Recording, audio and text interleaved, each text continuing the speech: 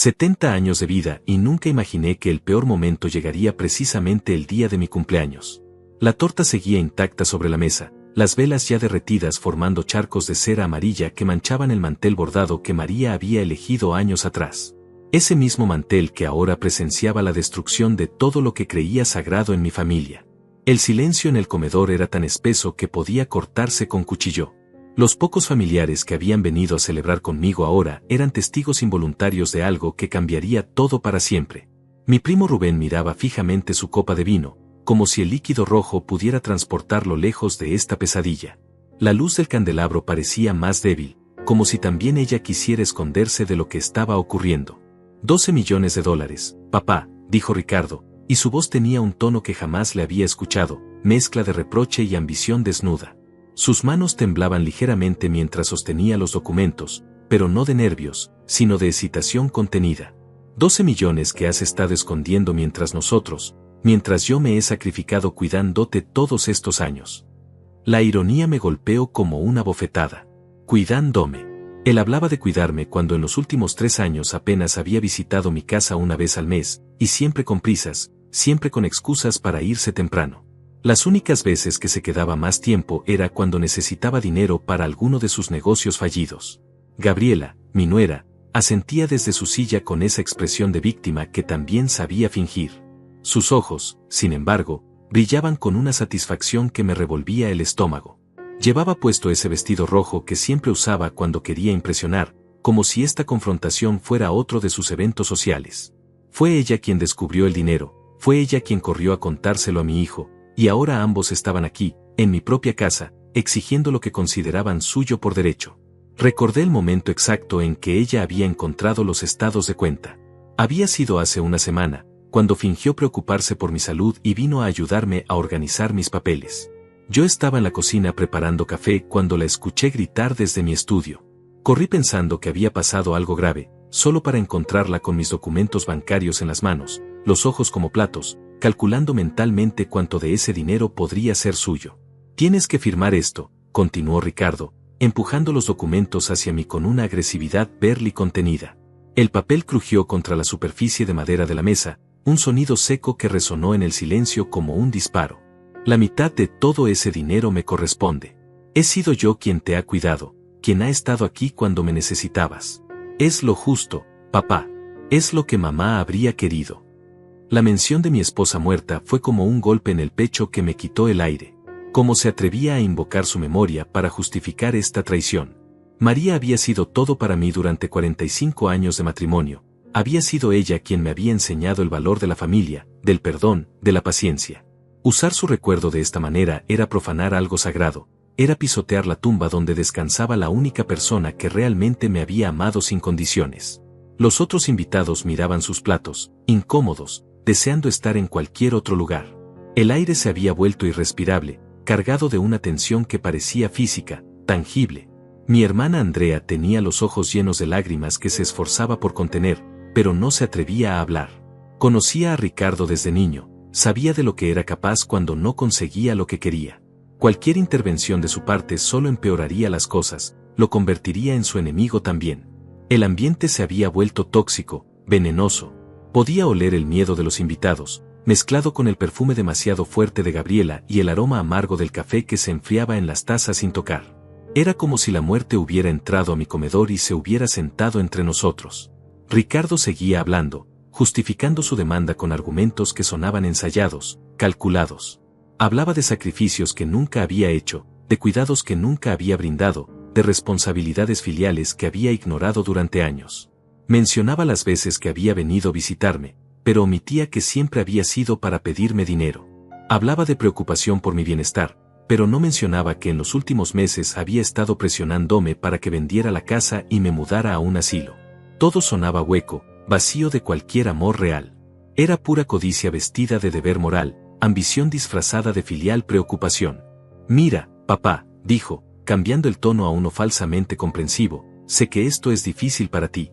Pero tienes que entender que ya no puedes manejar tanto dinero solo. A tu edad, con tu salud, es demasiada responsabilidad. Gabriela y yo podemos ayudarte, podemos asegurarnos de que ese dinero se use correctamente. Correctamente. La palabra resonó en mi mente como una campana funeraria. Correctamente significaba financiar el estilo de vida lujoso de Gabriela, sus caprichos constantes, sus viajes a Europa que documentaba obsesivamente en redes sociales. Correctamente significaba pagar las deudas de los negocios fallidos de Ricardo, esos proyectos grandiosos que siempre terminaban en bancarrota. No voy a pedírtelo 2 veces, dijo finalmente, y en su voz había una amenaza velada que me heló la sangre. Se inclinó hacia adelante, acercando su rostro al mío, y pude ver en sus ojos la misma frialdad que había visto en su infancia cuando torturaba a los animales del vecindario. Si no firmas voluntariamente, haré que un juez declare que ya no estás en condiciones de manejar tu dinero. Gabriela y yo hemos estado documentando todo, tus olvidos, tus confusiones, esas veces que no recordabas dónde pusiste las llaves. Ahí estaba la verdad desnuda, cruda como una herida abierta. No era amor filial, no era preocupación genuina. Era un plan premeditado, una estrategia cuidadosamente orquestada para quitarme todo lo que había trabajado durante décadas para construir. Mi propio hijo, la persona en quien más había confiado, me estaba chantajeando en mi propia casa, delante de mi propia familia, en el día que debería haber sido de celebración. Pero lo que Ricardo no sabía, lo que ninguno de ellos sabía, era que yo había estado esperando este momento. Cada palabra que decía, cada gesto amenazante, cada mirada cómplice que intercambiaba con Gabriela, todo estaba confirmando lo que ya sabía desde hacía meses. Las piezas del rompecabezas finalmente encajaban, revelando la imagen completa de su traición. Me quedé callado, mirándolos con la misma expresión serena que había mantenido durante toda la confrontación. No dije nada, no protesté, no me defendí. Simplemente los observé, grabando cada detalle en mi memoria, cada matiz de su traición, cada gesto que confirmaría lo que ya sospechaba. Está bien, murmuré finalmente, con una voz que sonó más débil de lo que realmente me sentía. Dejé que mis hombros se encorvaran un poco más, que mi respiración se volviera más laboriosa. Necesito tiempo para pensarlo. Ricardo sonrió, creyendo que había ganado. Gabriela le apretó la mano bajo la mesa, sus ojos brillando con la anticipación de la victoria. Los demás suspiraron aliviados, pensando que la tensión había terminado, que la tormenta había pasado. Pero mientras recogían los papeles y comenzaban a despedirse, mientras fingían que nada había pasado y que podíamos seguir siendo una familia normal, yo pensaba en silencio, ellos no saben que ya tengo todo preparado. Mientras escuchaba sus pasos alejándose por el pasillo y la puerta principal cerrándose con un golpe seco, me quedé solo en el comedor, rodeado por los restos de una celebración que nunca llegó a serlo. Las velas derretidas, los platos sin tocar, el eco de sus amenazas flotando en el aire como humo tóxico. Pero mi mente ya no estaba en ese momento. Como una película en reversa, los recuerdos comenzaron a desfilar ante mis ojos, llevándome de vuelta al momento exacto en que todo comenzó a desmoronarse. Fue hace 2 años, 3 meses y 12 días. Lo sé porque desde entonces he contado cada momento de dolor. El funeral de María había sido en primavera. Las flores que ella tanto amaba decoraban su ataúd, y yo permanecí de pie junto a su tumba mucho después de que todos se fueran. Ricardo estuvo a mi lado durante la ceremonia, sostuvo mi brazo cuando mis piernas flaquearon, me ayudó con los trámites del sepelio. Por un momento, creí que la muerte de su madre nos había unido, que la tragedia había devuelto a mi hijo el corazón que pensé había perdido. ¡Qué ingenuo fui! La primera señal llegó apenas una semana después del entierro. Yo seguía usando la misma ropa todos los días, sin afeitar, sin comer, perdido en un laberinto de dolor que parecía no tener salida. La casa se sentía demasiado grande, demasiado silenciosa, demasiado llena de recuerdos que me desgarraban el alma. Fue entonces cuando Ricardo llegó con Gabriela, cargados de bolsas de comida y sonrisas comprensivas. «Papá, no puede seguir así», me había dicho, sentándose a mi lado en el sofá donde María y yo habíamos pasado tantas tardes viendo televisión. «Mamá no habría querido verte de esta manera. Necesitas cuidarte, necesitas salir adelante». Sus palabras sonaban sinceras entonces. Incluso lloró conmigo esa tarde, compartimos historias sobre María, recordamos los buenos momentos. Gabriela preparó la cena, limpió la cocina, actuó como la nuera perfecta que siempre fingía ser cuando necesitaba algo. Pero las siguientes visitas comenzaron a seguir un patrón extraño. Siempre llegaban con alguna preocupación nueva sobre mi estado mental, siempre tenían alguna observación sobre mi capacidad para cuidarme solo. «Papá, se te olvidó pagar la luz», decía Ricardo, aunque yo recordaba perfectamente haber enviado el cheque. «Papá, la leche en tu refrigerador está vencida», agregaba Gabriela, cuando yo sabía que la había comprado el día anterior. Al principio pensé que realmente estaba perdiendo la memoria, que el dolor me había afectado más de lo que quería admitir. Comencé a dudar de mí mismo, a cuestionar cada decisión, cada recuerdo. Tal vez si necesitaba ayuda, tal vez si estaba volviéndome senil. Pero entonces comencé a notar las pequeñas cosas, como la forma en que Gabriela miraba los muebles de María, evaluándolos con los ojos como si fuera un tasador en una subasta. O como Ricardo había comenzado a preguntar sobre mis finanzas con una frecuencia que me inquietaba. Solo quiero asegurarme de que estés bien económicamente, papá. A tu edad, es importante tener todo en orden. La primera gran confrontación fue por la casa. 6 meses después del funeral, Ricardo llegó con folletos de residencias para ancianos. Lugares hermosos y seguros donde yo podría recibir la atención que merecía. Las fotografías mostraban jardines perfectos y salas de estar acogedoras, pero yo veía en ellas prisiones doradas donde la gente iba a esperar la muerte. Es por tu propio bien, papá, insistía, extendiendo los folletos sobre la mesa de la cocina donde María había preparado miles de comidas para nuestra familia. Esta casa es demasiado grande para ti solo. Y piensa en el dinero que podrías obtener vendiéndola. Podrías vivir cómodamente el resto de tu vida sin preocupaciones. Ahí fue cuando comencé a entender. No se trataba de mi bienestar. Se trataba del dinero. Siempre había sido sobre el dinero. Rechacé la idea rotundamente, y vi cómo el rostro de Ricardo se endurecía, como sus ojos se llenaban de una frustración que ya no se molestaba en ocultar completamente. Gabriela, desde su silla, me miraba con una expresión de decepción que parecía genuina pero que ahora reconocía como pura actuación. Las visitas se volvieron más tensas después de eso. Ya no fingían tanto cariño, ya no actuaban como si realmente se preocuparan por mi bienestar emocional. Las conversaciones giraban constantemente alrededor de mi salud mental, mi capacidad para tomar decisiones, mi testarudez para aceptar ayuda. Mira cómo tienes la casa, papá, decía Gabriela, señalando platos sin lavar en el fregadero o periódicos apilados en la mesa. Esto no es normal. Mamá jamás habría permitido que las cosas llegaran a este punto. La mención constante de María como justificación para sus críticas era lo que más me dolía. Usaban su memoria como un arma, como una forma de chantaje emocional que me desgarraba por dentro. Sabían que mencionar su nombre me debilitaba, me hacía dudar de mí mismo. Pero el momento que realmente abrió mis ojos fue hace 6 meses, durante una de sus visitas sorpresa. Llegaron sin avisar, como siempre, pero esta vez yo estaba en el jardín y pude escuchar su conversación antes de que se dieran cuenta de que estaba en casa. Está empeorando, decía Gabriela, su voz llegando claramente a través de la ventana abierta de la cocina. Ayer me dijo que había visto a tu madre en el jardín. Obviamente está alucinando. Perfecto, había respondido Ricardo, y el tono de satisfacción en su voz me heló la sangre. Con eso y los otros episodios que hemos documentado, no debería ser difícil conseguir que un juez declare que no está capacitado para manejar sus finanzas. ¿Cuánto crees que tiene realmente?, preguntó Gabriela, y pude imaginar sus ojos brillando con codicia. No lo sé exactamente, pero tiene que ser mucho. Trabajó toda su vida, nunca gastó en lujos, y mamá siempre decía que papá era muy bueno ahorrando. Además, está la pensión, los seguros, la casa. Tiene que haber al menos algunos millones. Algunos millones. Si hubieran sabido entonces que la cifra real era mucho mayor, probablemente habrían acelerado sus planes.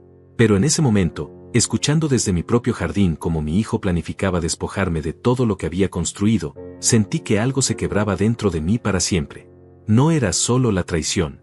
Era la frialdad con la que hablaban de mi deterioro mental como si fuera una oportunidad de negocio. Era la forma en que discutían mi futuro como si yo ya estuviera muerto. Era descubrir que el dolor que había sentido por la muerte de María era nada comparado con el dolor de descubrir que mi único hijo me veía como un obstáculo entre él y mi dinero. Esa noche, después de que se fueron, me senté en la cama que había compartido con María durante décadas y lloré como no había llorado ni siquiera en su funeral. Pero estas lágrimas eran diferentes. No eran de dolor puro, sino de una mezcla tóxica de dolor, traición y una ira que comenzaba a crecer en mi pecho como un fuego lento pero implacable. Fue entonces cuando comencé a observar realmente, a prestar atención a cada palabra, cada gesto, cada mirada, a documentar mentalmente cada mentira, cada manipulación, cada momento en que fingían preocuparse por mí mientras en realidad solo calculaban cuánto dinero podrían obtener de mi desgracia. Las siguientes visitas fueron como representaciones teatrales para mí. Yo seguía actuando mi papel de viejo confundido y vulnerable, mientras ellos interpretaban el suyo de familia preocupada. Pero ahora podía ver a través de sus máscaras, podía reconocer cada gesto calculado, cada lágrima falsa. Y mientras ellos creían que me estaban manipulando, yo comencé a planificar. No sabía exactamente qué haría, pero sabía que no podía permitir que se salieran con la suya. María no había trabajado tanto, no habíamos sacrificado tanto juntos, no había construido todo esto para que nuestro propio hijo lo destruyera por pura codicia. El plan comenzó a tomar forma lentamente, alimentado por cada nueva humillación, cada nueva mentira, cada nueva demostración de su desprecio por mí. Y ahora, sentado en mi comedor vacío, mirando los restos de mi cumpleaños arruinado, sabía que el momento había llegado. Ellos creían que habían ganado. Creían que el viejo Orlando finalmente había sido acorralado. Pero lo que no sabían era que el viejo Orlando había muerto el día que escuché su conversación en el jardín. El hombre que había nacido en su lugar era alguien completamente diferente. Alguien que ya no tenía nada que perder. 3 días después de mi cumpleaños arruinado, la vida siguió su curso aparentemente normal. Ricardo y Gabriela me dieron tiempo para pensar en su propuesta, como si fuera una generosa concesión de su parte. Pero yo sabía que era solo estrategia. Querían que la presión aumentara, que el miedo me carcomiera hasta que no tuviera más opción que rendirme. Lo que no sabían era que durante esos 3 días, yo había estado más activo de lo que había estado en meses. No físicamente, sino mentalmente. Cada fibra de mi ser estaba enfocada en un solo objetivo, descubrir hasta dónde llegaba realmente su traición. El martes por la mañana, mientras fingía estar dormido en mi sillón favorito, escuché a Gabriela hablando por teléfono en la cocina. Había venido supuestamente a ayudarme con las compras, pero yo sabía que su verdadero propósito era vigilarme, asegurarse de que no hiciera nada que pudiera arruinar sus planes. No, mamá, no te preocupes, decía, su voz llevando esa falsa dulzura que usaba cuando quería manipular a alguien. Ya casi tenemos todo resuelto.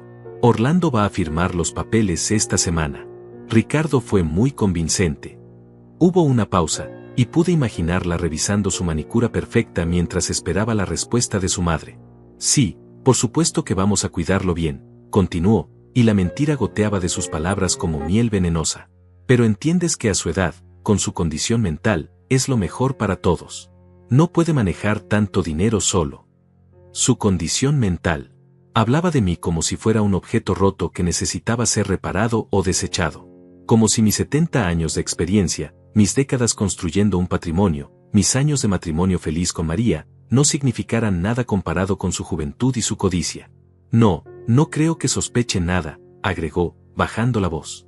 Está demasiado perdido en su dolor. Además, hemos sido muy cuidadosos. Todas nuestras conversaciones importantes las tenemos fuera de la casa. Cuidadosos. La palabra resonó en mi mente como una campana de alarma. Si habían sido tan cuidadosos, significaba que había mucho más de lo que yo había descubierto. Mi traición no era solo una idea reciente nacida de la codicia, era un plan elaborado, ejecutado con precisión durante meses, tal vez años. Cuando Gabriela colgó y vino a despertarme con su sonrisa falsa, yo ya estaba formulando mi siguiente movimiento. Si ellos podían ser cuidadosos, yo también podía serlo. Si ellos podían actuar, yo también podía hacerlo. Esa tarde, después de que Gabriela se fuera con promesas de volver al día siguiente, hice algo que no había hecho en meses, salí de casa con un propósito real.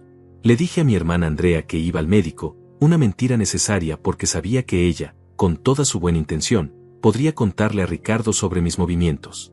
Mi destino real era la oficina de Marco Antonio, mi abogado y amigo desde hace más de 20 años. Si había alguien en quien podía confiar completamente, era él. Había manejado todos mis asuntos legales, había conocido a María, había visto crecer a Ricardo. Sabía todo sobre mi familia, tanto lo bueno como lo malo. La oficina de Marco Antonio estaba en el centro de la ciudad, en un edificio viejo pero elegante que me recordaba tiempos mejores. Cuando entré a su despacho, él levantó la vista de sus papeles y su expresión cambió inmediatamente de profesional a preocupada. Orlando, qué sorpresa, dijo, levantándose para saludarme. ¿Cómo estás? ¿Está todo bien? Me senté en la silla frente a su escritorio, la misma donde me había sentado tantas veces para discutir inversiones, para redactar el testamento de María, para planificar nuestro futuro. Ahora estaba ahí para proteger lo que quedaba de mi vida. Marco Antonio, comencé, eligiendo mis palabras cuidadosamente, necesito que me ayudes con algo delicado. Y necesito que todo lo que te diga quede entre nosotros. Sus ojos se entrecerraron ligeramente, reconociendo el tono serio de mi voz. Había visto esa expresión antes, cuando otros clientes venían con problemas familiares complicados. Por supuesto, Orlando. Sabes que puedes confiar en mí completamente. ¿Qué está pasando? Le conté todo. Desde las primeras insinuaciones sobre mi supuesta demencia hasta la confrontación de mi cumpleaños. Le describí cada detalle, cada conversación que había escuchado, cada mentira que habían inventado sobre mi estado mental. Marco Antonio escuchó en silencio, tomando notas ocasionales, su expresión volviéndose más grave con cada palabra. Cuando terminé, se recostó en su silla y suspiró profundamente. Orlando, esto es más serio de lo que imaginas, dijo finalmente. Lo que me describes no es solo codicia familiar. Es un intento sistemático de establecer las bases para una declaración de incapacidad mental. Si logran convencer a un juez de que no estás en condiciones de manejar tus finanzas. Pierdo todo, completé la frase. Exactamente. Y con los testimonios que han estado recopilando, con la documentación que mencionas, podrían tener un caso bastante sólido. Los jueces tienden a ser conservadores en estos temas. Prefieren errar del lado de la protección, aunque eso signifique quitarle la autonomía a alguien que realmente está bien. Las palabras de Marco Antonio confirmaron mis peores temores. No era paranoia de mi parte. No estaba imaginando cosas. Ricardo y Gabriela realmente tenían un plan detallado para despojarme de todo lo que había trabajado para construir. ¿Qué puedo hacer?, pregunté, aunque ya tenía algunas ideas. Primero, necesitamos documentar tu estado mental actual, respondió Marco Antonio, abriendo un expediente nuevo. Voy a programar una evaluación psicológica completa con un especialista de mi confianza. Alguien que no pueda ser influenciado o comprado. Si tenemos evidencia médica sólida de que estás completamente cuerdo, será mucho más difícil para ellos proceder. Y segundo, necesitamos preparar una defensa legal. Voy a investigar exactamente qué han estado haciendo, con quién han hablado, qué tipo de evidencia han estado recopilando. Y voy a asegurarme de que tus asuntos financieros estén protegidos de cualquier intento de intervención. Marco Antonio hizo una pausa, estudiando mi rostro cuidadosamente. Orlando, hay algo más que necesito preguntarte. ¿Qué tan grandes son realmente tus activos? Porque si estamos hablando de las cantidades que creo que estamos hablando, esto podría volverse muy feo muy rápido. Le di las cifras exactas.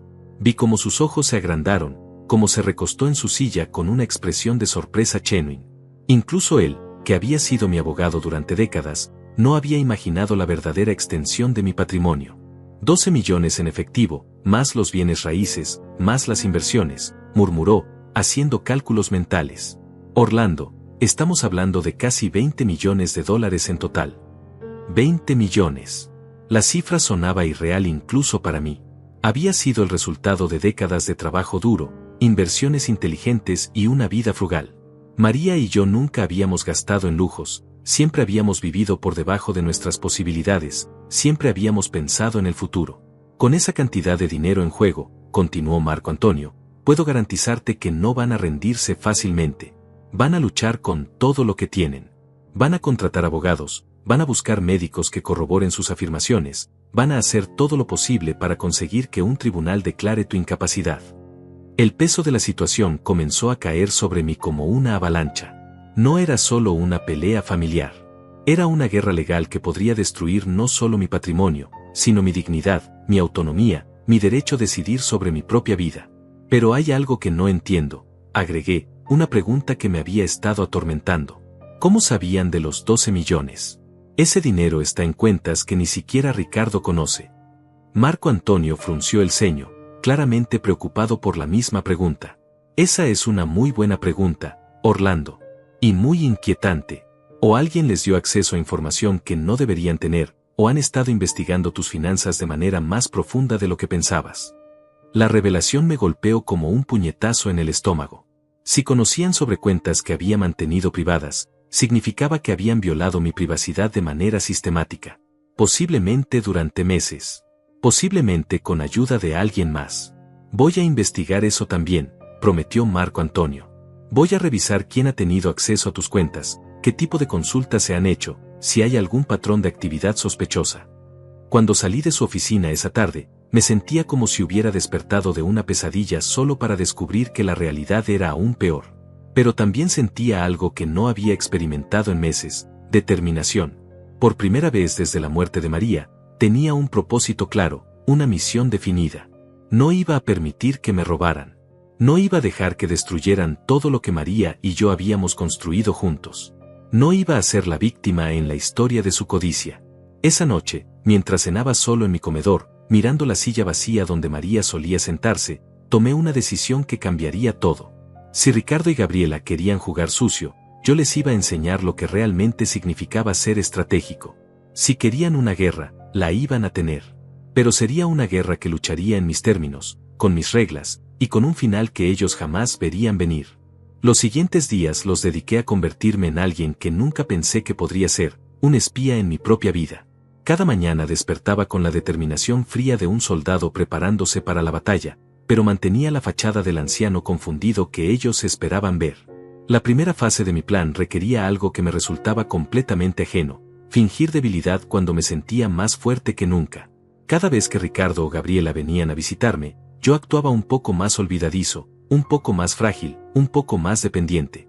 Era un teatro cruel, pero necesario.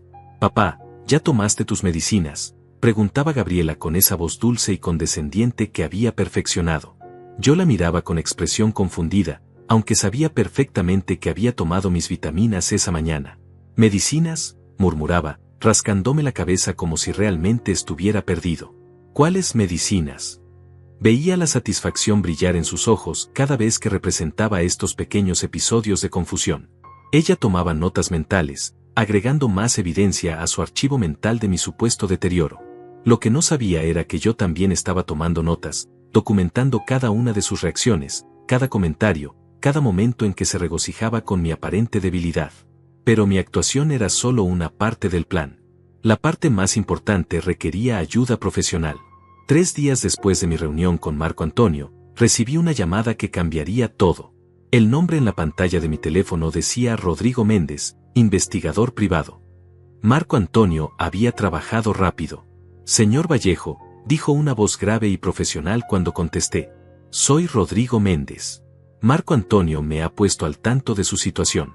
Podríamos reunirnos para discutir cómo puedo ayudarlo». Esa tarde, Rodrigo llegó a mi casa. Era un hombre de unos 50 años, de apariencia común, el tipo de persona que pasaría desapercibida en cualquier multitud. Exactamente lo que necesitaba. «Señor Vallejo», comenzó, sentándose en mi sala mientras yo servía café, «Marco Antonio me ha explicado la situación básica, pero necesito entender exactamente qué tipo de investigación necesita». Le expliqué todo otra vez, pero esta vez con más detalles. Le hablé sobre las conversaciones que había escuchado, sobre los documentos que Ricardo había traído, sobre la forma sistemática en que habían estado construyendo un caso contra mi capacidad mental. «Lo que necesito», concluí, «es evidencia. Pruebas de lo que realmente están haciendo, de sus verdaderas motivaciones, de la extensión de su plan». Rodrigo asintió, tomando notas en una libreta pequeña. «Entiendo. Lo que me está describiendo es un tipo de investigación familiar que desafortunadamente se ha vuelto bastante común. Hijos que conspiran contra padres con patrimonio considerable». Hizo una pausa, estudiando mi rostro. «¿Está preparado para lo que podríamos descubrir? Porque en mi experiencia, la realidad suele ser peor de lo que las víctimas imaginan inicialmente». Peor de lo que imaginaba. Las palabras resonaron en mi mente, pero no me intimidaron.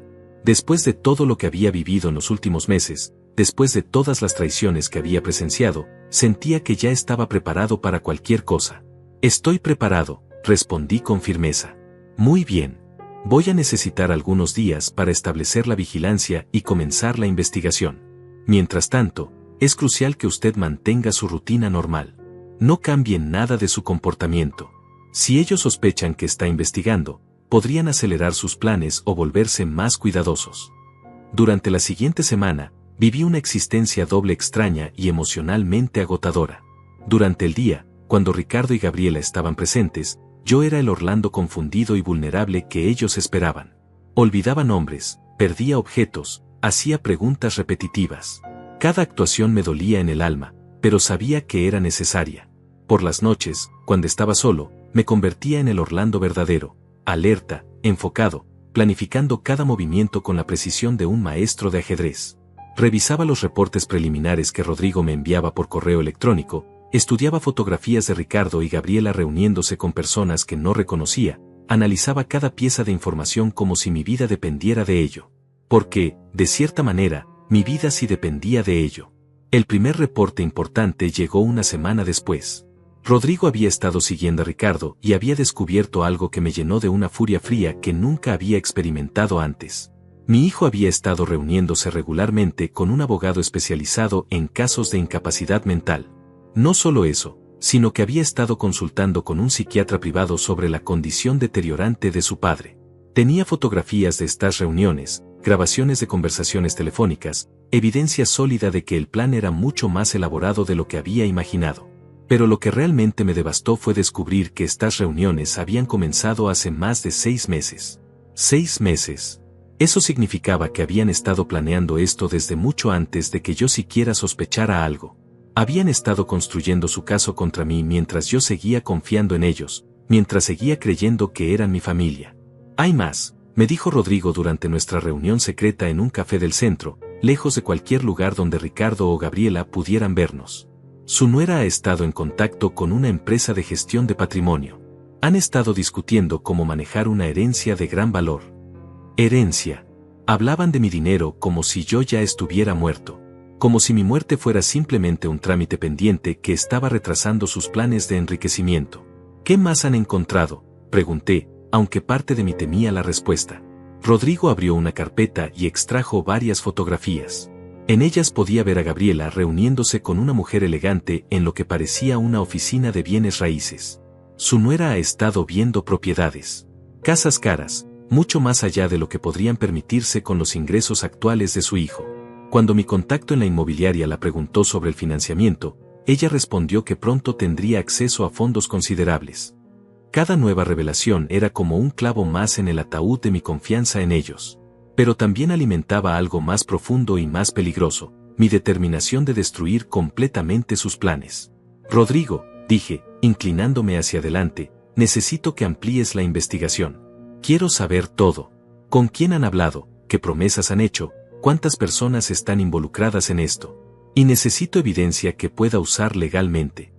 Eso va a requerir métodos más creativos, respondió cuidadosamente. Grabaciones, documentos, tal vez infiltración en sus comunicaciones privadas. ¿Estás seguro de que quiere ir tan lejos? La pregunta me hizo pausar por un momento. Hace un año, la idea de espiar a mi propia familia me habría horrorizado. Habría considerado tales acciones como una traición imperdonable a los lazos familiares. Pero ese Orlando había muerto el día que descubrí sus verdaderas intenciones. Sí, respondí sin vacilación. Quiero ir tan lejos como sea necesario. Rodrigo asintió, reconociendo algo en mi voz que incluso yo mismo estaba comenzando a descubrir, una capacidad para la venganza que nunca había sabido que poseía. Muy bien. Pero necesito que entienda que una vez que crucemos esa línea, no hay vuelta atrás. Lo que descubramos podría cambiar para siempre la forma en que ve a su familia. Mi familia ya cambió para siempre la forma en que me ven a mí, repliqué. Ahora es mi turno. Durante las siguientes 2 semanas, me volví un maestro de la duplicidad. Por las mañanas, actuaba mis escenas de confusión para Ricardo y Gabriela. Por las tardes, cuando ellos se iban, me reunía con Rodrigo para revisar nuevas evidencias, planificar nuevos movimientos, construir un caso que los destruiría completamente. La información que estábamos recopilando era devastadora. Tenían reuniones semanales con el abogado. Habían contactado a varios especialistas médicos dispuestos a testificar sobre mi supuesta incapacidad, sin siquiera haberme examinado. Habían hecho consultas sobre cómo transferir propiedades de personas declaradas incapaces. Pero lo más revelador de todo fue una grabación que Rodrigo obtuvo de una conversación entre Ricardo y Gabriela en su auto. Sus voces eran claras, sus intenciones indiscutibles. Una vez que tengamos el control de su dinero, decía Ricardo, podemos decidir qué hacer con él. Si sigue siendo un problema, hay residencias especializadas que pueden mantenerlo sedado la mayor parte del tiempo. Sedado. Querían drogarme para mantenerme callado y dócil mientras robaban todo lo que tenía. ¿Y si se resiste?, preguntaba Gabriela. No podrá resistirse. Una vez que sea declarado incapaz, legalmente será como un niño. Nosotros tomaremos todas las decisiones por él. Esa noche, después de escuchar la grabación, me senté en mi estudio y escribí una carta que nunca enviaría. Era una carta a María, contándole sobre la traición de nuestro hijo, sobre el dolor que sentía, sobre la rabia que crecía en mi pecho como un cáncer. Pero también le conté sobre mi plan. Sobre cómo iba a asegurarme de que Ricardo y Gabriela pagaran por cada mentira, por cada momento de dolor que me habían causado, por cada vez que habían profanado la memoria de nuestro amor usando su nombre para justificar su codicia. Cuando terminé de escribir, doblé la carta y la guardé en el cajón de mi escritorio, junto a la fotografía de María que había estado ahí desde el día de su muerte. Era mi promesa para ella, mi juramento de que no permitiría que nuestro legado fuera manchado por la avaricia de nuestro propio hijo. El plan estaba tomando forma. Las piezas estaban cayendo en su lugar. Y muy pronto, Ricardo y Gabriela descubrirían que habían subestimado gravemente al hombre que pensaban que podían manipular y controlar. El viejo Orlando que conocían estaba muerto. El hombre que había tomado su lugar era alguien mucho más peligroso, alguien que ya no tenía nada que perder y todo que vengar. 2 semanas habían pasado desde que Rodrigo comenzó su investigación profunda, y los resultados superaron mis expectativas más oscuras. Cada día traía nuevas revelaciones sobre la traición de Ricardo y Gabriela, cada pieza de evidencia confirmaba que su plan era aún más elaborado y cruel de lo que había imaginado. Pero ahora había llegado el momento de pasar de la fase de recopilación a la fase de ejecución. Sentado en mi estudio, rodeado de carpetas llenas de fotografías, grabaciones y documentos que exponían cada detalle de su conspiración, comencé a diseñar lo que sería el momento más importante de mi vida desde la muerte de María. La venganza no podía ser algo impulsivo o emocional. Tenía que ser quirúrgica, devastadora y, sobre todo, pública. No era suficiente con proteger mi dinero o evitar que me declararan incapaz. Necesitaba que toda nuestra familia, todos nuestros conocidos, toda persona que había sido testigo de mis supuestas confusiones viera la verdad completa sobre quiénes eran realmente Ricardo y Gabriela. El plan que comencé a formar era simple en su concepto pero complejo en su ejecución. Una reunión familiar donde yo mismo revelaría todo lo que había descubierto, con evidencia irrefutable, delante de testigos que no podrían ser silenciados o comprados. Marco Antonio, le dije durante nuestra reunión semanal en su oficina, necesito que organices una reunión familiar formal. Una cena de reconciliación donde podamos resolver este asunto del dinero de manera civilizada. Mi abogado frunció el ceño, claramente preocupado por la dirección que estaba tomando. Orlando, ¿estás seguro de que esa es la mejor estrategia? Tenemos evidencia suficiente para defenderte legalmente sin necesidad de confrontarlos directamente. Podríamos simplemente proceder a través de los tribunales. No, respondí con firmeza. Los tribunales tomarían meses, tal vez años. Y durante todo ese tiempo, ellos seguirían manipulando la narrativa, convenciendo a más gente de que estoy perdiendo la cordura. Necesito que esto termine ahora, de manera definitiva. Marco Antonio asintió lentamente, reconociendo la determinación en mi voz. ¿Qué tienes en mente exactamente? Le expliqué mi plan paso a paso. La reunión sería en mi casa, en el mismo comedor donde había comenzado esta pesadilla durante mi cumpleaños. Invitaríamos no solo a Ricardo y Gabriela, sino también a otros miembros importantes de la familia, mi hermana Andrea, mi primo Rubén, mi cuñada Mónica. Testigos respetables que no podrían ser ignorados o descreditados. Les diremos que finalmente he tomado una decisión sobre el dinero, continué. Que quiero formalizar las transferencias y asegurarme de que todo se haga correctamente, con testigos y documentación legal apropiada. Y luego les mostraré exactamente qué tipo de documentación he estado preparando. La anticipación en los ojos de Marco Antonio me dijo que estaba comenzando a entender la elegancia del plan. No sería solo una revelación, sería una demostración completa de competencia mental, una exposición pública de su conspiración, y una declaración inequívoca de que Orlando Vallejo no era la víctima que habían creído que era. Durante los siguientes días, me dediqué a los preparativos con una meticulosidad que habría impresionado a un general planeando una campaña militar. Cada detalle importaba, cada elemento debía estar perfectamente coordinado. Rodrigo y yo establecimos un sistema de grabación discreto en el comedor. Cámaras ocultas que capturarían no solo el audio sino también las expresiones faciales, los gestos, cada momento de shock y reconocimiento que cruzara por los rostros de Ricardo y Gabriela cuando se dieran cuenta de que habían sido descubiertos. ¿Estás seguro de que quiere grabar todo esto?, preguntó Rodrigo mientras instalaba el último dispositivo detrás de un marco de fotografía familiar. Una vez que exista evidencia audiovisual de esta confrontación, no habrá manera de negar lo que pasó. Exactamente, respondí. Quiero que quede registrado para la posteridad. Quiero que cualquier persona que alguna vez dude de mi versión de los hechos pueda ver exactamente quiénes son Ricardo y Gabriela. Pero la grabación era solo una parte del show. El verdadero impacto vendría de los documentos que había estado preparando con Marco Antonio, copias de todas las conversaciones interceptadas, fotografías de las reuniones secretas de Ricardo con abogados y médicos, registros detallados de cada mentira que habían contado sobre mi estado mental.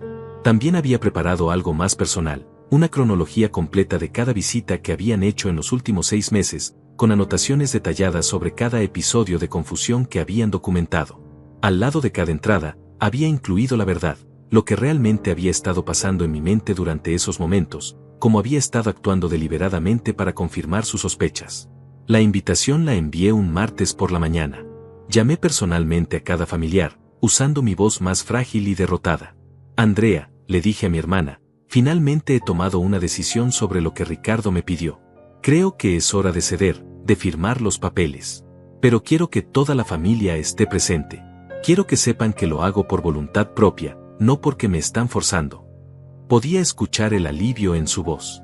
Mi hermana había estado preocupada por semanas sobre el conflicto familiar, sin saber realmente qué estaba pasando, pero sintiendo la tensión que crecía entre nosotros. Por supuesto, Orlando. Estaré ahí. ¿Estás seguro de que es lo correcto? Estoy seguro, mentí. Es tiempo de que esta familia se una otra vez. Llamadas similares a Rubén y Mónica produjeron las mismas respuestas comprensivas. Todos estarían ahí. Todos serían testigos de lo que prometía ser una reunión de reconciliación familiar. La llamada a Ricardo fue diferente. Cuando le expliqué el propósito de la reunión, pude escuchar la satisfacción apenas contenida en su voz. Me alegra que hayas tomado la decisión correcta, papá, dijo, y sus palabras goteaban con descendencia. Vas a ver que es lo mejor para todos. Gabriela y yo nos encargaremos de que el dinero se maneje responsablemente. Lo sé, hijo, respondí, forzando afecto en mi voz. Confío en ti completamente. La mentira me quemó la garganta, pero era necesaria. En 5 días, él sabría exactamente cuánto había confiado realmente en él. Los días siguientes los dediqué a ensayar. Practicaba mi discurso frente al espejo, memorizaba el orden exacto en que revelaría cada pieza de evidencia, anticipaba cada posible reacción y preparaba respuestas para cada excusa que podrían intentar dar. También me aseguré de que mi apariencia fuera perfecta para la ocasión. Me corté el cabello, me afeité cuidadosamente, elegí mi mejor traje. Quería que cada persona en esa habitación viera inmediatamente que el Orlando que conocían, el viejo confundido y vulnerable, había sido solo una actuación. Rodrigo me visitó la noche antes de la reunión para hacer las verificaciones finales del equipo de grabación. Todo está funcionando perfectamente, me informó. Las cámaras capturarán todo desde múltiples ángulos, el audio será cristalino. Si algo sale mal, si ellos intentan negarlo después, tendremos evidencia irrefutable de lo que pasó. Nada va a salir mal, le aseguré. He planeado esto demasiado cuidadosamente. Esa noche, no pude dormir. No por nervios, sino por anticipación. Era como la noche antes de Navidad cuando era niño, excepto que el regalo que esperaba no era algo que recibiría, sino algo que daría, justicia. Me senté en mi estudio, mirando la fotografía de María que siempre mantenía en mi escritorio. Mañana, amor, le susurré a su imagen sonriente, mañana nuestro hijo sabrá que cometió el error más grande de su vida al subestimar a su padre. La mañana del día de la reunión desperté antes del amanecer. Preparé café, revisé una vez más todos los documentos, verifiqué que cada pieza de evidencia estuviera en su lugar correcto. Era como un actor repasando sus líneas antes de la función más importante de su carrera. A las 5 de la tarde, cuando comenzaron a llegar los invitados, yo estaba completamente listo. Había transformado mi comedor en un escenario para lo que sería la actuación final del Orlando vulnerable y la revelación del hombre que realmente era. Andrea llegó primero, con flores y una expresión de preocupación maternal. Rubén y Mónica vinieron juntos, trayendo vino y conversación nerviosa. Todos parecían estar preparándose para presenciar la capitulación de un anciano derrotado. Ricardo y Gabriela fueron los últimos en llegar, y entraron con la confianza de generales victoriosos marchando para aceptar la rendición del enemigo. Gabriela llevaba un vestido nuevo, caro, probablemente comprado con anticipación a su futura riqueza. Ricardo traía una carpeta de documentos legales, listos para mi firma. Papá, dijo, besando mi mejilla con falso afecto, estoy orgulloso de ti por tomar esta decisión. Sé que no fue fácil. No, respondí suavemente, no fue fácil. Pero algunas decisiones, una vez que las tomas, te liberan completamente. No tenía idea de cuán proféticamente verdaderas eran mis palabras. Mientras todos se acomodaban alrededor de la mesa, mientras servía el vino y fingía la hospitalidad nerviosa de un anfitrión anciano, sabía que en unos minutos todo cambiaría para siempre. La familia que conocían dejaría de existir. La verdad que revelaría destruiría cualquier posibilidad de reconciliación futura. Pero ya no me importaba la reconciliación. Lo único que me importaba era la justicia. Y la justicia, finalmente, estaba a punto de servirse. El comedor nunca había sentido tan cargado de tensión. Las mismas sillas donde habíamos compartido cenas navideñas, cumpleaños y celebraciones familiares ahora albergaban a las personas que determinarían el destino final de nuestra familia. La luz dorada del candelabro iluminaba rostros que creía conocer, pero que esta noche revelarían sus verdaderas naturalezas. Ricardo estaba sentado a mi derecha, en el lugar que siempre había ocupado desde niño. Sus dedos tamboreaban nerviosamente sobre la mesa, pero sus ojos brillaban con la anticipación de la victoria. Había traído no solo los documentos de transferencia, sino también una pluma especial, una Mont Blanc que había sido de su abuelo.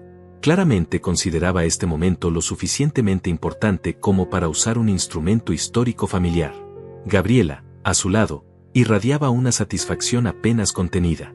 Se había arreglado como para una celebración, con joyas que no había visto antes y que sospechaba había comprado anticipando su nueva situación financiera. Cada pocos minutos miraba su reloj, como si tuviera otros planes importantes para después de esta formalidad. Mi hermana Andrea se veía incómoda, moviendo constantemente la servilleta en su regazo. Sabía que algo grande estaba pasando, pero no entendía exactamente qué.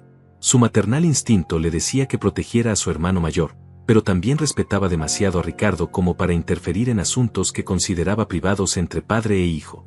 Rubén y Mónica mantenían conversación superficial sobre el clima y los precios de la gasolina, claramente nerviosos por ser testigos de lo que creían sería la transferencia de una fortuna familiar. Habían venido porque les había pedido que estuvieran presentes, pero preferirían estar en cualquier otro lugar. Bueno, dije finalmente, poniéndome de pie y levantando mi copa de vino, gracias a todos por venir esta noche. Sé que las últimas semanas han sido complicadas para nuestra familia. Ricardo asintió gravemente, interpretando perfectamente su papel de hijo preocupado. Papá, todos entendemos que has estado pasando por un momento difícil, dijo con voz suave y comprensiva. Perder a mamá, lidiar con todos estos cambios, ha sido mucho para cualquier persona.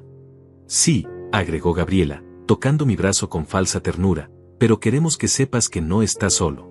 Nosotros siempre estaremos aquí para cuidarte. Cuidarme. La palabra resonó en mi mente con toda la amargura que había acumulado durante meses. Sí, querían cuidarme del mismo modo que un carnicero cuida de una res antes del matadero. He estado pensando mucho, continué, manteniendo mi voz deliberadamente temblorosa, sobre lo que Ricardo me pidió. Sobre transferir parte de mis activos, sobre mi capacidad para manejar mis propios asuntos. Pude ver cómo los ojos de Ricardo se iluminaron. Gabriela se inclinó hacia adelante, como un depredador que siente que su presa está a punto de caer en la trampa. Y he llegado a una conclusión, agregué, haciendo una pausa dramática que hizo que toda la mesa contuviera la respiración. He decidido que Ricardo tiene razón. La explosión silenciosa de triunfo que cruzó por el rostro de mi hijo fue casi tangible. Gabriela apretó su mano por debajo de la mesa, sus ojos brillando con lágrimas de lo que parecía alivio y felicidad. Andrea suspiró, claramente aliviada de que la tensión familiar finalmente se estuviera resolviendo. Papá, dijo Ricardo, levantándose para abrazarme, estoy tan orgulloso de ti. Sé que esta no fue una decisión fácil, pero es la correcta. Te prometo que cuidaré tu dinero como si fuera sagrado. Sagrado. Otra palabra que sonaría muy diferente en unos minutos. Pero antes de firmar cualquier documento, continué, soltándome suavemente de su abrazo, quiero que todos entiendan exactamente lo que está pasando aquí. Quiero que conozcan toda la verdad sobre esta situación. Una sombra de confusión cruzó por el rostro de Ricardo. ¿Toda la verdad? Papá, no entiendo. La verdad es simple, tú necesitas ayuda manejando tus finanzas, y nosotros queremos ayudarte. Sí, respondí, caminando hacia el aparador donde había colocado cuidadosamente una serie de carpetas. Esa es una versión de la verdad. Pero hay otra versión. Una versión que creo que toda mi familia debería conocer. El aire en la habitación comenzó a cambiar. Era sutil al principio, como el momento antes de una tormenta cuando los animales sienten el peligro que los humanos aún no pueden percibir. Gabriela frunció el ceño ligeramente. Orlando, ¿de qué estás hablando? Estoy hablando, dije, tomando la primera carpeta, de la verdad sobre por qué realmente están aquí esta noche. Abrí la carpeta y saqué una serie de fotografías. Las coloqué sobre la mesa, una por una, como cartas en un juego de póker donde las apuestas eran el alma de mi familia. La primera fotografía mostraba a Ricardo saliendo de la oficina de un abogado especializado en declaraciones de incapacidad mental. La segunda capturaba a Gabriela reuniéndose con un agente de bienes raíces, mirando casas que costaban 3 veces más de lo que podrían permitirse con sus ingresos actuales. El silencio que siguió fue ensordecedor. ¿Qué es esto?, murmuró Ricardo, pero su voz había perdido toda la confianza que había tenido momentos antes. Esto, respondí con calma, es evidencia de lo que han estado haciendo realmente durante los últimos 6 meses. Mientras yo lloraba la muerte de su madre, mientras trataba de reconstruir mi vida sin la mujer que amé durante 45 años, ustedes estaban planeando cómo robarme todo lo que tengo. Andrea dejó escapar un grito ahogado. Rubén y Mónica se miraron con expresiones de shock creciente. Papá, esto es un malentendido, comenzó Ricardo, pero yo levanté la mano para silenciarlo. No he terminado, dije, sacando más documentos. También tengo transcripciones de sus conversaciones. Conversaciones donde discuten cómo mantenerme, sedado una vez que obtengan control de mi dinero. Conversaciones donde planifican qué hacer conmigo si me resisto a sus planes. Las lágrimas comenzaron a rodar por las mejillas de Andrea. Mónica se llevó la mano a la boca, claramente horrorizada. Esto no puede ser real, susurró. Oh, es completamente real, respondí. Y hay más. Saqué un pequeño dispositivo de grabación y lo coloqué en el centro de la mesa. Esta grabación fue tomada hace 3 días, en el auto de Ricardo, mientras discutían los detalles finales de su plan. Presioné play, y la voz de mi hijo llenó la habitación, clara e indiscutible. Una vez que tengamos el control de su dinero, podemos decidir qué hacer con él. Si sigue siendo un problema, hay residencias especializadas que pueden mantenerlo sedado la mayor parte del tiempo. El rostro de Ricardo se había vuelto completamente blanco. Gabriela parecía estar en shock, mirando fijamente el dispositivo como si fuera una serpiente venenosa. Ahora, dije, mirando directamente los ojos de mi hijo, díganme otra vez cómo esta reunión es sobre ayudarme y cuidarme. El silencio que siguió fue el silencio antes de una explosión. Y yo sabía que la explosión estaba a punto de cambiar todo para siempre. El silencio que siguió a la grabación fue como el momento después de un relámpago, cuando sabes que el trueno está por llegar y sacudir los cimientos de todo lo que creía sólido. Podía ver cómo la realidad se desplomaba en los rostros de cada persona sentada en mi mesa, cada uno procesando a su propio ritmo la magnitud de lo que acababan de escuchar. Ricardo fue el primero en intentar recuperar el control. Se puso de pie bruscamente, su silla raspando contra el piso de madera con un sonido áspero que cortó el aire como una navaja. Esto es ridículo, dijo, pero su voz temblaba de una manera que traicionaba sus palabras. Esas grabaciones están sacadas de contexto. Papá, claramente alguien te está manipulando, llenando tu cabeza de ideas paranoicas. Alguien me está manipulando, repetí, y por primera vez en meses, permití que mi verdadera voz emergiera, fuerte y clara, sin rastro de la confusión fingida que había estado actuando. ¿Quieres decir cómo tú has estado manipulándome durante los últimos 6 meses? La transformación en mi tono fue tan dramática que Andrea se sobresaltó visiblemente.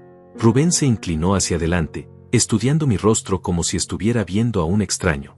Orlando, murmuró mi hermana, suenas diferente. Sueno como realmente soy, respondí, enderezando mi postura, permitiendo que décadas de autoridad y experiencia se reflejaran en mi presencia. No como el anciano senil que Ricardo y Gabriela han estado describiendo a todo el mundo. Gabriela finalmente encontró su voz, aunque salió como un graznido estrangulado. Orlando, esto es absurdo. Nosotros nunca, jamás haríamos algo así. Te amamos. Eres familia. ¿Familia?, dije, y mi risa fue fría como el metal. ¿Es así como una familia trata a sus mayores? ¿Inventando episodios de demencia? documentando supuestas confusiones para presentarlas ante un juez. Saqué otra carpeta, más gruesa que las anteriores, y la abrí dramáticamente sobre la mesa. Los documentos se esparcieron como cartas marcadas finalmente reveladas. Aquí está su documentación, continué, señalando página tras página de notas meticulosamente tomadas. Cada vez que supuestamente olvidé algo, cada momento de confusión que reportaron, cada episodio que usaron como evidencia de mi deterioro mental. Tomé una hoja específica y la levanté para que todos pudieran verla. Por ejemplo, el 15 de marzo. Según sus notas, yo había perdido mis llaves del auto y estaba claramente confundido sobre dónde las había puesto. Pausé, dejando que la tensión creciera. La verdad es que había escondido las llaves deliberadamente porque había escuchado a Gabriela susurrarle a Ricardo por teléfono que esperaba que yo tuviera un accidente automovilístico. Así podrían declarar que era peligroso para mí manejar. Gabriela se puso de pie tan violentamente que su silla se volcó hacia atrás. Eso es mentira. Jamás dije tal cosa. No lo dijiste, respondí calmadamente, sacando otro dispositivo de grabación. Porque tengo esta conversación también. Su rostro se descompuso completamente cuando presioné play y su propia voz llenó la habitación. Ojalá el viejo tuviera un accidente o algo así. Sería mucho más fácil que todo este proceso legal. Andrea se llevó ambas manos a la boca, sus ojos llenándose de lágrimas de horror. Mónica se había puesto tan pálida que parecía a punto de desmayarse. Dios mío, susurró Rubén. ¿Qué clase de personas son ustedes? Ricardo intentó desesperadamente retomar el control de la situación. Esto es imposible. Nadie podría haber grabado esas conversaciones. Papá, alguien está jugando contigo, fabricando evidencia para separarnos como familia.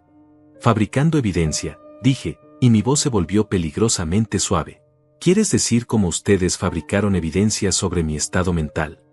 Saqué un documento oficial y lo coloqué frente a él. Este es un reporte psicológico completo que me hice hace 2 semanas.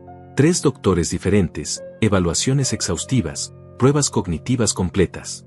El veredicto unánime, completamente cuerdo, con todas mis facultades mentales intactas, capacidad total para manejar mis propios asuntos. La sangre drenó del rostro de Ricardo como agua escapando de un barco hundido. Pero también descubrí algo más interesante durante esas evaluaciones. Continué, disfrutando del pánico creciente en sus ojos. Uno de los psiquiatras que contactaron ustedes para que testificara sobre mi supuesta incapacidad me reconoció.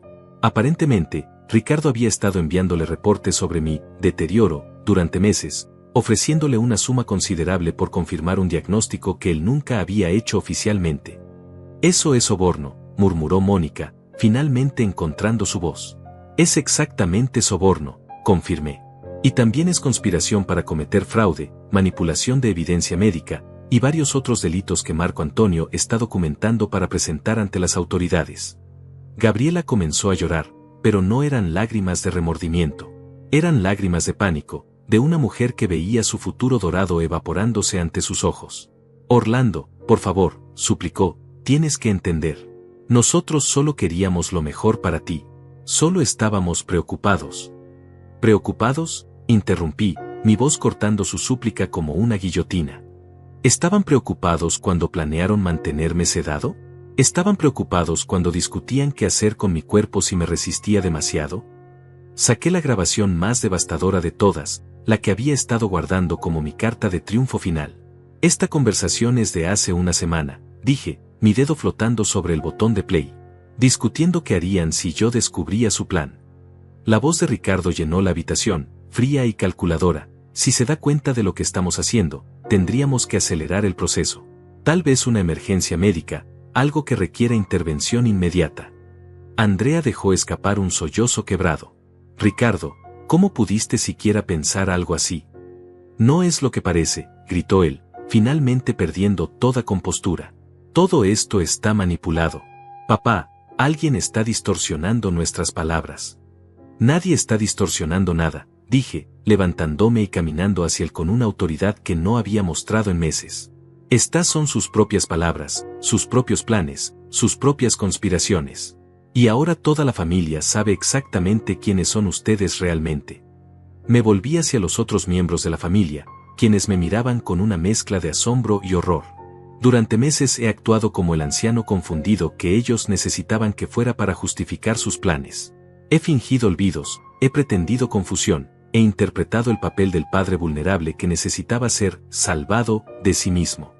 Pero todo el tiempo, continué, mi voz ganando fuerza con cada palabra, he estado documentando cada mentira, grabando cada conversación, recopilando evidencia de cada momento en que conspiraron para robarme no solo mi dinero, sino mi dignidad, mi autonomía, mi derecho a decidir sobre mi propia vida. El silencio que siguió fue diferente al anterior. Este no era el silencio de la anticipación, sino el silencio del juicio final. El silencio de una familia que se daba cuenta de que nunca volvería a ser la misma. Y ahora, dije, mirando directamente a Ricardo, es hora de mostrarles exactamente qué he decidido hacer con toda esta información. El momento había llegado. Durante meses había estado construyendo hacia este instante, preparando cada pieza del rompecabezas que ahora estaba a punto de completar. Ricardo y Gabriela se veían como animales acorralados, sus ojos saltando desesperadamente por la habitación buscando una escapatoria que no existía. Siéntense, ordené, y por primera vez en esta pesadilla, mi voz llevaba la autoridad completa del hombre que había construido un imperio de $20 millones. Todavía no he terminado. Ricardo se hundió en su silla como un globo desinflado. Gabriela se enjugaba las lágrimas con manos temblorosas, su maquillaje corriendo en líneas negras por sus mejillas.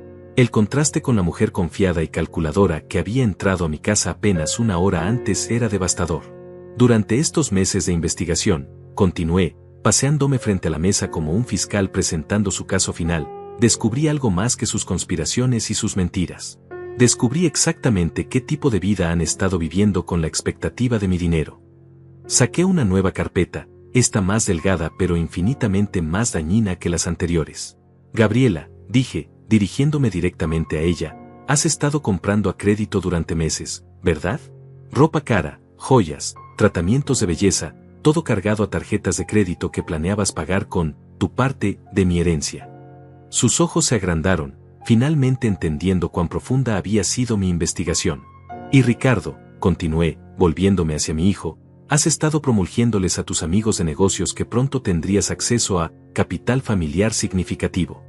Has estado usando mi supuesta herencia como garantía para préstamos que aún no has recibido. ¿Cómo sabes? Comenzó él, pero su voz se desvaneció cuando se dio cuenta de que la pregunta solo confirmaba mis acusaciones. Sé todo, respondí simplemente. Sé sobre las deudas de tarjetas de crédito que ascienden a más de $200,000. Sé sobre los préstamos comerciales que Ricardo ha garantizado prometiendo una inyección de capital que vendrá pronto. Sé sobre la casa que ya escogieron para comprar en el exclusivo barrio de Las Lomas. Andrea se cubrió la cara con las manos, claramente devastada por las revelaciones que seguían surgiendo como agua de una presa rota. Pero esto es lo más interesante, continué, sacando un documento oficial que había estado guardando para este momento crucial. Descubrí que no solo planeaban robarme mientras estaba vivo, también han estado alterando documentos relacionados con mi testamento. El silencio en la habitación se volvió absoluto. Incluso el sonido de la respiración parecía haber cesado. Ricardo, dije, colocando el documento frente a él, ¿quieres explicarle a la familia cómo obtuviste una copia de mi testamento original?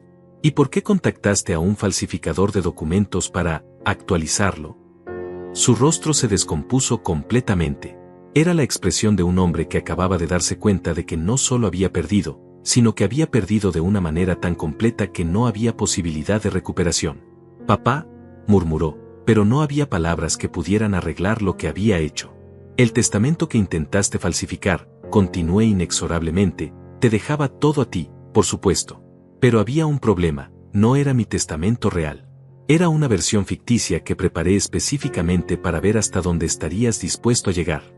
Gabriela dejó escapar un gemido ahogado, finalmente entendiendo la magnitud de la trampa en la que habían caído. Mi testamento real, dije, sacando un documento certificado, fue actualizado hace 3 meses, después de que descubrí sus verdaderas intenciones. Le entregué una copia a Andrea, quien la leyó con ojos que se agrandaban con cada línea. ¿Qué dice?, preguntó Rubén, su voz apenas un susurro. Dice, respondí, mi voz resonando con una satisfacción que había estado conteniendo durante meses, que Ricardo Vallejo y Gabriela Morales han sido completamente removidos de mi testamento.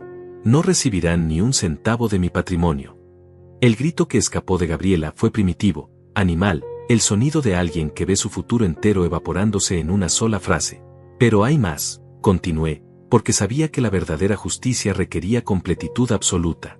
También he transferido todos mis activos líquidos a una nueva estructura legal que los hace inaccesibles para cualquier reclamación futura que puedan intentar hacer.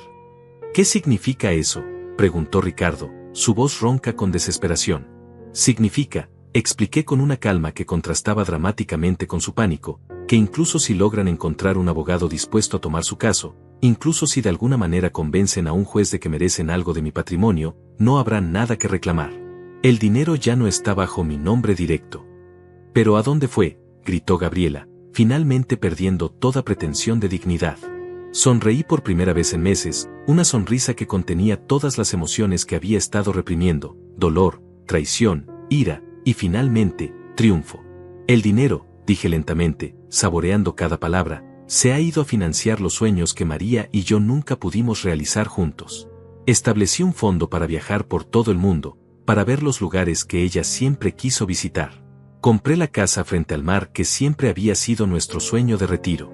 Invertí en el negocio de arte que ella siempre quiso que empezáramos. La ironía era perfecta y devastadora. El dinero que ellos habían codiciado se había ido a honrar a la misma mujer cuya memoria habían profanado para justificar su codicia. También, agregué, disfrutando de la desesperación creciente en sus rostros, he establecido fondos educativos para mis nietos, los hijos que Ricardo ha mantenido alejados de mí durante años, que estarán disponibles para ellos cuando cumplan 25 años, siempre y cuando demuestren que no han heredado las características morales de sus padres. Esto no puede ser legal, balbuceó Ricardo. No puedes simplemente quitar a tu familia de tu testamento sin razón. ¿Sin razón?, pregunté, gesticulando hacia todas las grabaciones y documentos esparcidos por la mesa. Creo que tengo razones más que suficientes. Y Marco Antonio se aseguró de que todo fuera completamente legal y blindado contra cualquier desafío futuro. Me dirigí hacia la ventana, mirando el jardín donde María había pasado tantas horas felices, donde yo había escuchado por primera vez las conversaciones que revelaron la verdadera naturaleza de mi hijo. Pero la verdadera justicia, continué, volviéndome para enfrentar a toda la familia, no está en el dinero que no recibirán. Está en que todos ustedes, todos nuestros amigos, todos los que creían que era un anciano senil que necesitaba ser salvado de sí mismo, ahora saben exactamente quiénes son Ricardo y Gabriela realmente. Y mañana, agregué, mi voz adquiriendo un tono de finalidad absoluta, estas grabaciones, estos documentos, toda esta evidencia será entregada no solo a las autoridades legales, sino también a todos los contactos de negocios de Ricardo, a todos los amigos sociales de Gabriela, a cada persona que haya sido testigo de su actuación como familiares preocupados. El horror en sus rostros era completo ahora. No solo habían perdido el dinero, habían perdido su reputación, su posición social, su futuro entero. Papá, suplicó Ricardo una última vez, somos familia. Tiene que haber una manera de arreglar esto. Familia, repetí la palabra como si fuera algo extraño y amargo en mi boca. Sí, fuimos familia una vez. Pero la familia no conspira para destruir a sus propios miembros. La familia no miente, no manipula, no planea sedación forzada de sus mayores. Me acerqué a él, mirándolo directamente a los ojos por última vez como su padre. Tú mataste a nuestra familia el día que decidiste que mi dinero era más importante que mi bienestar. Esta noche simplemente estoy enterrando el cadáver. 6 meses han pasado desde esa noche en mi comedor, y mientras escribo estas palabras desde la terraza de mi nueva casa frente al mar en la costa de Andalucía, puedo decir con certeza que Orlando Vallejo murió esa noche junto con su familia. El hombre que renació de esas cenizas es alguien completamente diferente, alguien que finalmente entiende lo que significa vivir libre de las cadenas del deber familiar mal entendido. La casa que compré aquí es exactamente como María siempre la había imaginado, paredes blancas que reflejan la luz del Mediterráneo, un jardín donde crecen los jazmines que tanto amaba, una vista infinita del océano que cambia de color con cada hora del día. Por las mañanas, cuando el sol se levanta sobre las aguas azules, le hablo a su fotografía sobre los lugares que hemos visitado juntos. París, donde finalmente caminé por los campos elíseos que siempre había querido conocer. Roma, donde me perdí deliberadamente en las calles empedradas que ella había soñado recorrer. Praga, donde escuché los conciertos de música clásica que habrían hecho llorar sus ojos de felicidad. Cada viaje, cada experiencia nueva, ha sido un acto de amor hacia su memoria, pero también un acto de liberación personal. He descubierto que a los 70 años es posible reinventarse completamente, es posible dejar atrás no solo el dolor sino también la persona que fuiste cuando ese dolor te definía. La transformación no fue inmediata. Los primeros días después de esa confrontación final fueron los más difíciles de mi vida. No por remordimiento, nunca he sentido un solo momento de arrepentimiento por mis acciones, sino por el proceso inevitable de luto que viene cuando una familia se desintegra para siempre. Andrea intentó contactarme varias veces durante las primeras semanas. Sus llamadas siempre seguían el mismo patrón, expresiones de shock por lo que había descubierto, seguidas de súplicas gentiles para que considerara la reconciliación. «Es tu hijo», me decía con voz quebrada. «Tiene que haber una manera de perdonar, de reconstruir». Pero perdonar no significa olvidar, y yo había aprendido la diferencia crucial entre amor familiar y autodestrucción emocional. En mi última conversación con ella, le expliqué algo que espero que algún día entienda. «Andrea, amar a alguien no significa permitir que te destruyan. Ser familia no significa ser víctima». Ricardo y Gabriela desaparecieron de la ciudad dentro de las primeras 2 semanas. No huyeron exactamente, pero las consecuencias de sus acciones habían hecho imposible que mantuvieran la vida que habían estado construyendo sobre la base de mi dinero inexistente. Las deudas que habían acumulado, los compromisos que habían hecho, la vergüenza social de que toda la comunidad conociera sus verdaderas intenciones, todo se combinó para forzar una especie de exilio autoimpuesto. Marco Antonio me mantuvo informado sobre los procedimientos legales. Los cargos criminales procedieron como esperaba: conspiración para cometer fraude, falsificación de documentos, intento de soborno a profesionales médicos. Pero más devastador que cualquier consecuencia legal fue el colapso social completo de sus reputaciones. En una comunidad donde el respeto a los mayores es fundamental, lo que habían intentado hacer conmigo los convirtió en personas non gratas de manera inmediata y permanente. ¿Alguna vez te arrepientes?, me preguntó Marco Antonio durante una de nuestras últimas reuniones antes de mi mudanza a España. La pregunta me hizo pausar, no porque dudara de mi respuesta, sino porque quería asegurarme de que fuera completamente honesta. «Me arrepiento de haber confiado tanto», respondí finalmente. «Me arrepiento de haber sido tan ingenuo sobre las intenciones de mi propio hijo. Me arrepiento de los años que perdí actuando como el padre perfecto para alguien que nunca me vio como nada más que una fuente de dinero. Pero», agregué, mirando por la ventana de su oficina hacia la ciudad que pronto dejaría atrás, «no me arrepiento ni un segundo de haberlos expuesto. No me arrepiento de haber protegido mi dignidad. No me arrepiento de haber elegido mi propia libertad sobre su codicia». La mudanza a España fue más que un cambio geográfico, fue una metamorfosis completa. Vendí la casa donde había vivido con María, la casa que había presenciado tanto amor pero también tanta traición. Cada mueble, cada objeto, cada recuerdo fue cuidadosamente evaluado. Lo que honraba nuestro amor verdadero vino conmigo, lo que había sido manchado por la presencia de Ricardo y Gabriela fue donado o desechado. Aquí, en esta nueva vida, he descubierto versiones de mí mismo que nunca supe que existían. He aprendido español con una fluidez que me sorprende, no solo las palabras sino las emociones que vienen empaquetadas en un idioma diferente. He hecho amigos que me conocen solo como Orlando, el hombre gentil que vive en la Casa Blanca cerca del puerto, no como Orlando el padre traicionado o Orlando la víctima familiar. Las tardes las paso pintando, algo que nunca había intentado antes pero que María siempre me había animado a explorar. Mis cuadros son terribles técnicamente, pero cada pincelada es un acto de libertad, cada color una declaración de que la vida puede comenzar de nuevo a cualquier edad.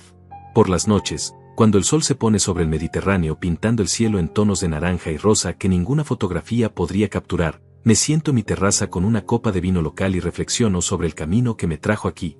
No es nostalgia lo que siento, sino gratitud, gratitud por haber tenido la fuerza para rescatarme a mí mismo, para rechazar el papel de víctima que me habían asignado.